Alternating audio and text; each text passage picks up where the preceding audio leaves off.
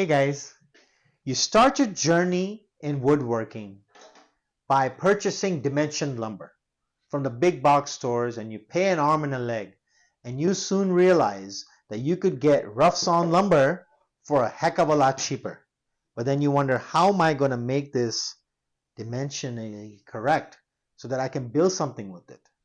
Well, I went through that journey, and I first started off with a jig that looked like this, which was very simple, an MDF board with a piece of wood glued and screwed on. And then I would take a piece of board like this that had a wobble and take shims and put them through. And lo and behold, a little time goes by and you're like, wait a minute, that's a lot of work. And all of a sudden you find match fit. And this is also a tapering jig, so I'm not getting rid of this or anything like that. But you learn, wow, I could actually use match fit, run this through the table saw, and get dimension lumber. And this works as well. But then when you're dealing with something like 4 or 5 inches like this, or you come across a scenario where you might even have a joiner, but the board that you're wanting to join is 12 inches wide. What do? Most joiners are only 6, maybe 8. And these benchtop joiners that grow bigger than 6 or 8 inches are ridiculously expensive. And the big ones are very bulky as well, so not really good for small shops. Well, I want to introduce you to this jig here that we're going to make in this video. And it's going to take away all those problems. And it's going to be perfect in your shop because it'll hang off to the side and it'll only come in when you need it. And you'll save that money for jointing. Rather, buy some more wood and let's make some more products. At any rate, that's enough talking. Let's roll that intro and let's get right into it.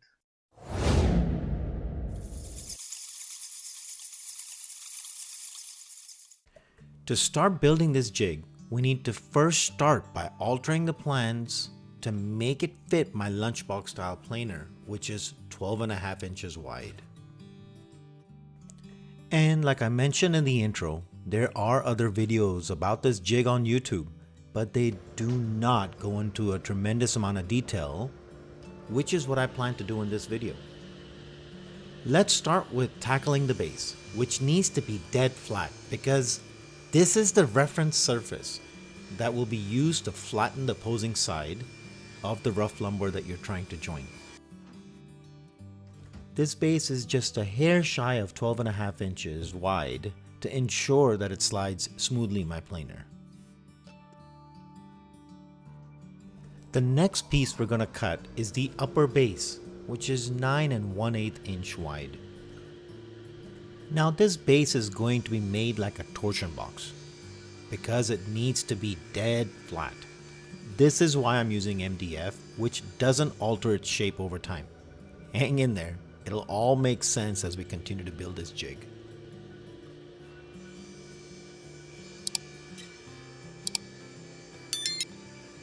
The next piece we're going to cut is the base for the leveling bars.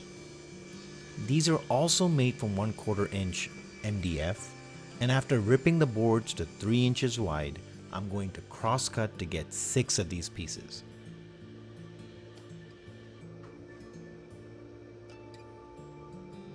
Now, full disclosure, I made a mistake here and I will realize it later during the build. No build is perfect, and don't let video editing tell you otherwise.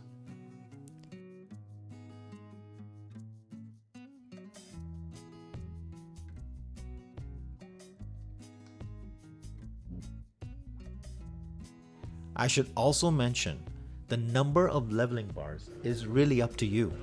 I would recommend at least 4, but I went with 6. You choose what works best for you.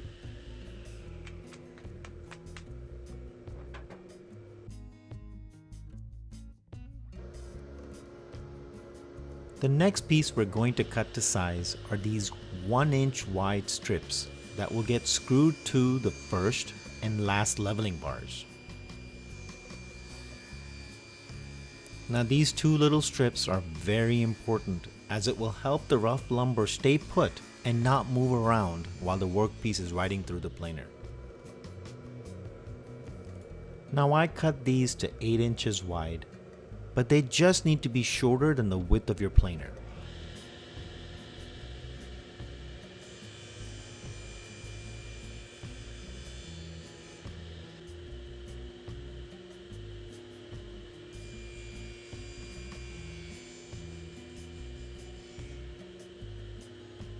Okay, that's enough of that 1/4 inch MDF.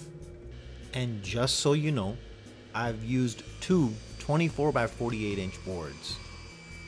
And I still have some material left over. Wow, that blade is a bit too close for comfort. I used a push block in the next cuts. Be safe out there. The next couple of pieces will come from 3/4 inch MDF and are the inside of the torsion box base. Hang in there, it's all gonna make sense when we start assembling this jig shortly. These pieces are all 2 inches wide, with 2 of them the full 48 inches in length and 9 more cut down to 4 3/8 inches in length, with one that we're going to use as a spacer. Alright, let's pause a bit on the cutting and let's get this torsion box glued up. How often do you get to see someone frantically scrambling? Seems like it happens to me on every glue up, trying to get the glue up put together before the glue starts to settle. Now all I'm doing here is making a frame on top of the wider MDF board, centered across its width, with the smaller boards spaced at equal distances using the spacer we made earlier. I had to get a little creative to ensure there was enough weight on that glue up. Once that dried, I came back and added the top board to complete the torsion box.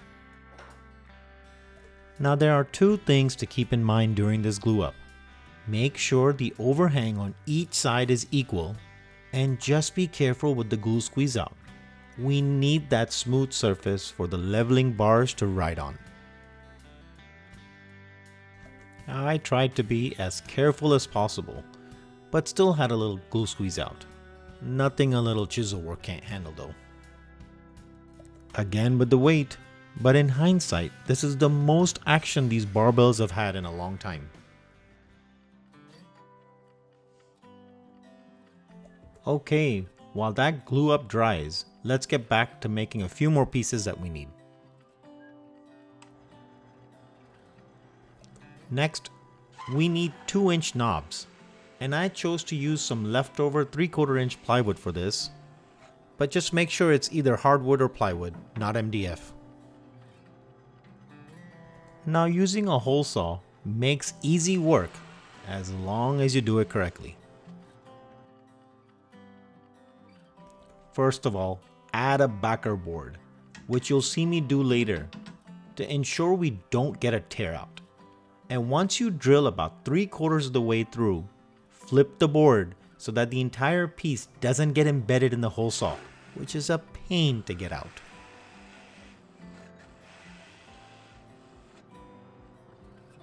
Also, here's a tip for you.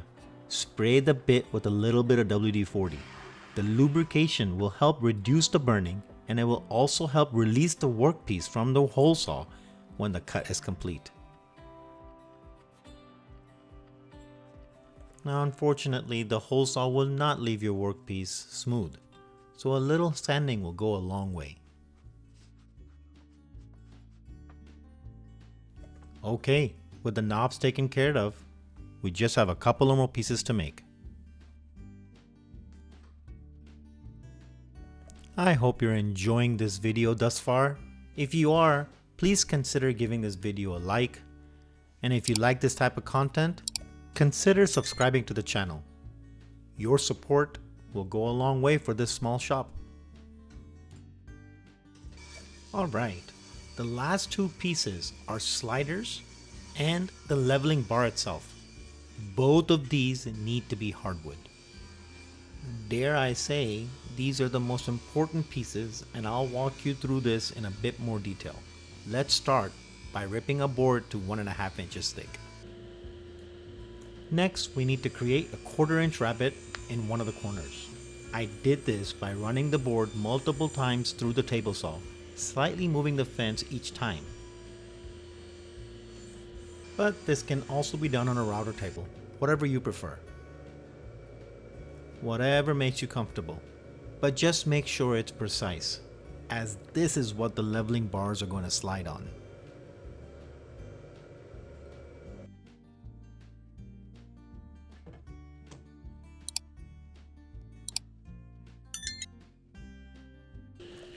I know we just marked this complete, but we'll need to come back and cross-cut this long piece down to 12 3-inch wide sliders. Okay, now we need to drill some precise holes. Let's start by marking the workpiece, 3/4 inch from the top and 1.5 inches on its width. The hole should be slightly smaller than the bolt that you're going to use, and it needs to be straight, so either use a drill press, a portable drill guide, or a homemade jig, but just make sure it's straight. Also, this hole is not a through hole, rather just 1/8 of an inch shy.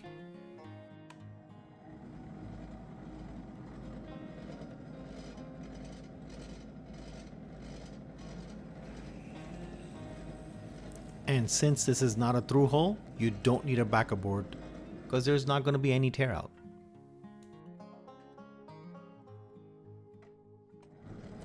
And I went ahead and replicated this for all 12 sliders.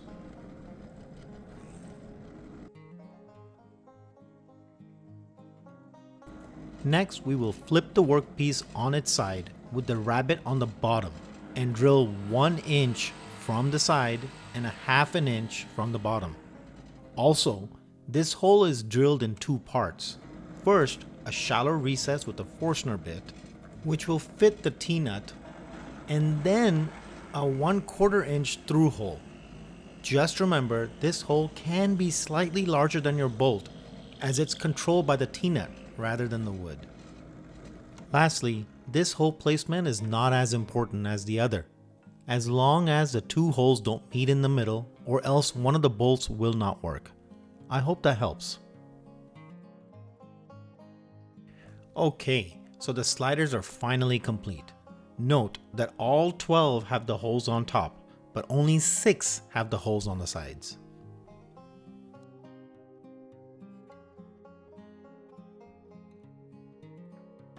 Now I'm not gonna try and hide my mistakes. So here goes. These knobs should have also gotten a recess as well. So I'm doing that now, but something to keep in mind when you build your jig. Here's a tip: when trying to find a pre-drilled hole, hold the workpiece lightly and the tip of the drill bit will automatically find the center.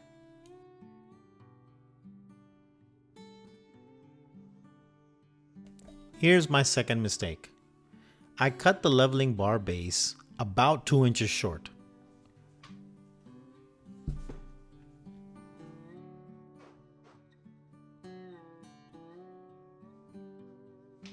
The height should have been 11.5. Rather, I cut it at 9 3/8. I don't know what I was thinking.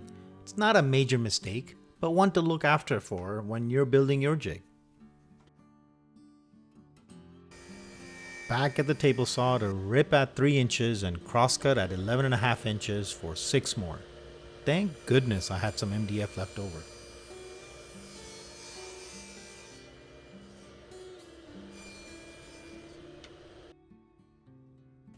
Okay, that's better.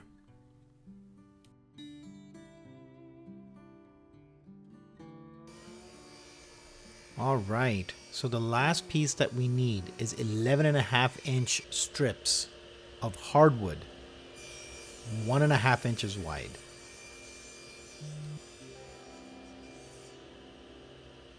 Back at the table saw, I ripped it down to 1.5 inches wide and then used a crosscut sled to cut them all down to 11.5 inches wide.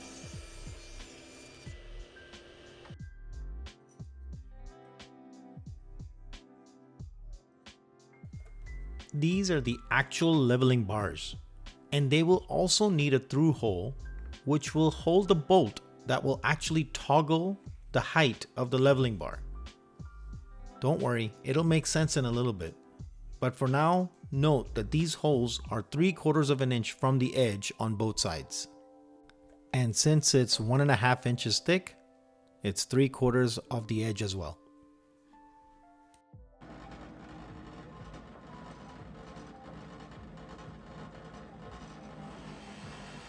These holes will be drilled in a similar way that we did the sliders. First, with a 3/4 inch Forstner bit, 1/2 inch deep, and then a 1/4 inch drill bit for the through cut.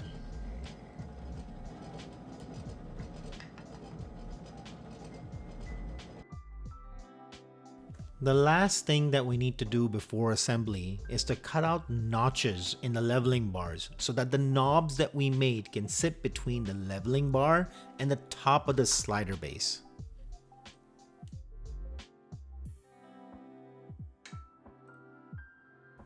I know I keep saying this, but hang in there. We're gonna assemble this thing next and it'll all make sense. Now eventually we're going to cut this at an angle because when we move this leveling bar up and down, we don't want the edge of the notch that we're creating here to get in the way.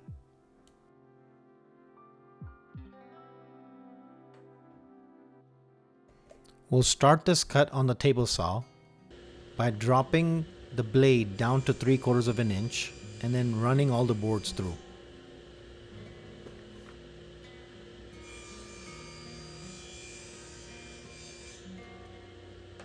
With the height pre-marked for us, we'll take this over to the bandsaw and rip it straight across. And finally, the last thing that we need to do is cut this curve. Now, I've seen this done using a chisel, a hand plane, and there's some other ways to do it as well. But for me, the easiest way was to do it on the bandsaw. And don't stress out too much about the curve. It doesn't have to be perfect. It just needs to have an angle so that when we raise the leveling bar up, the edge doesn't get in the way. Okay, let's start this assembly. So here I'm just hammering in the T-bolt in the knob and then on the slider. The only thing to keep in mind is that these T-bolts need to be straight, so make sure to hammer them in all the way. Okay guys, next thing that we need to do is we need to take one of these and place this on top, but we need to drill that hole exactly where this hole is. So here's my way of doing it. Some blue tape on one of them.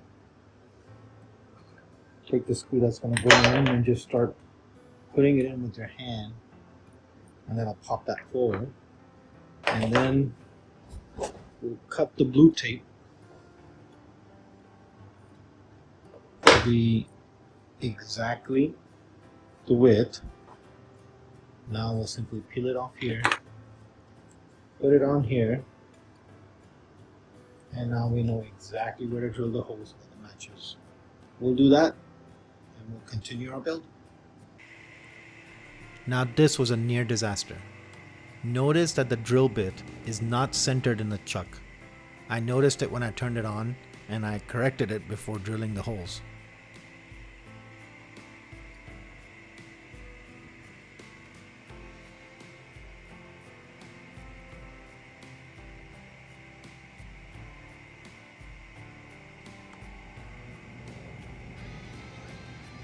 Something about watching dust collection work right. Fascinating.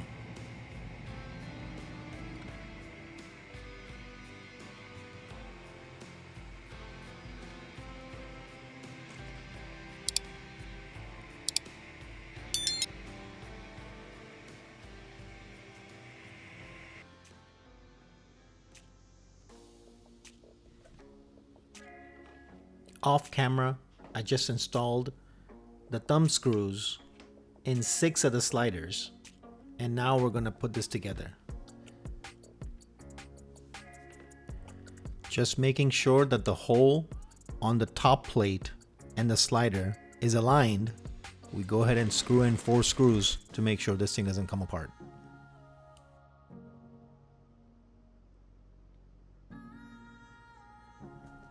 Yes, I should have pre-drilled. But no harm, no foul. We were able to get this done. Just make sure these screws are completely in the MDF and they're not sticking out any.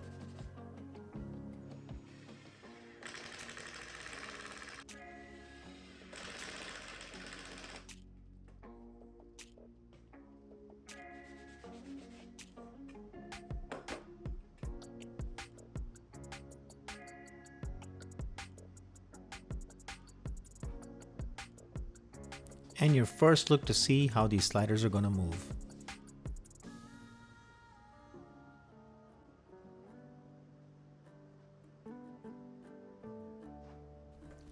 5 done, 1 to go.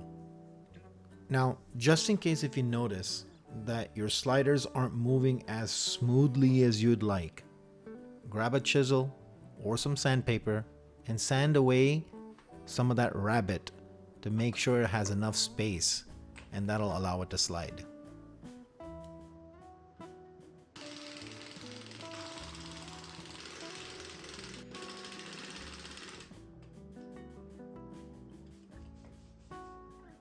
And now the leveling bars. Pretty straightforward.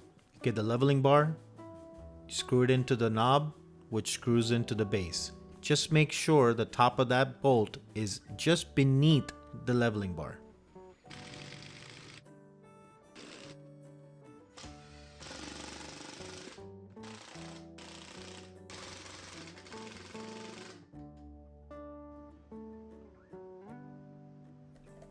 And these strips, as mentioned before, will get screwed in to the first and last leveling bars.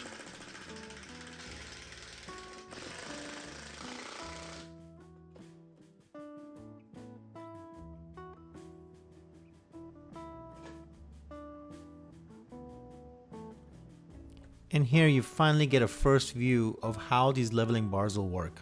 You see the angle that it created by turning the knob on one side and leaving the other down.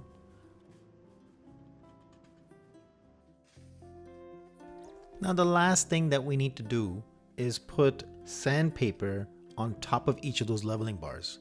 It's just going to help ensure that the workpiece doesn't move as it's going through the planer. Now for some reason, the big orange or the blue stores next to me didn't have the self-adhesive sandpaper, so no harm, no foul. I just added some two-sided tape and then just cut them to size.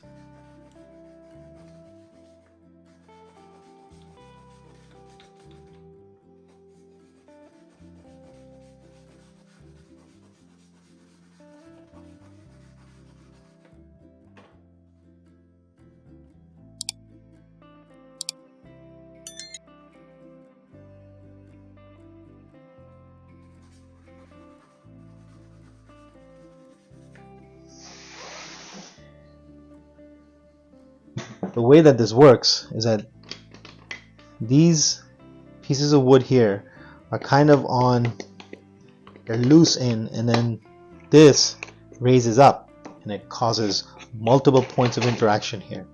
So what I'll do here is put the board in here like so, and you can loosen this up and tighten the board down. The board doesn't move any as it's going through the planer. And then find the points where there is a gap between the wood and the jig, and by twisting these knobs, what we're going to do, you can see this gap here, what we're going to do is raise this up until it touches it, and that's all you have to do. No glue, no double-sided tape.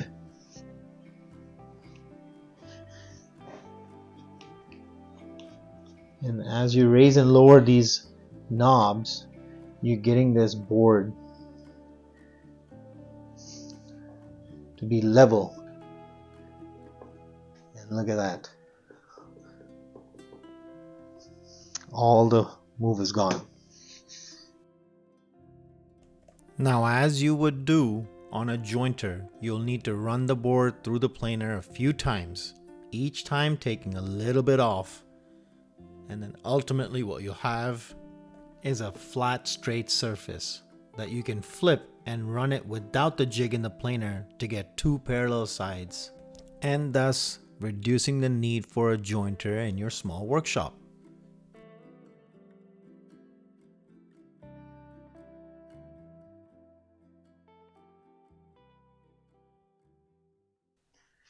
Welcome back, guys. I hope you guys enjoyed that build. This is that lumber that went through the planer about 4 times, and I want to show you what it did to it. So when I put that down here on a flat surface, you can see there's no wobble anymore.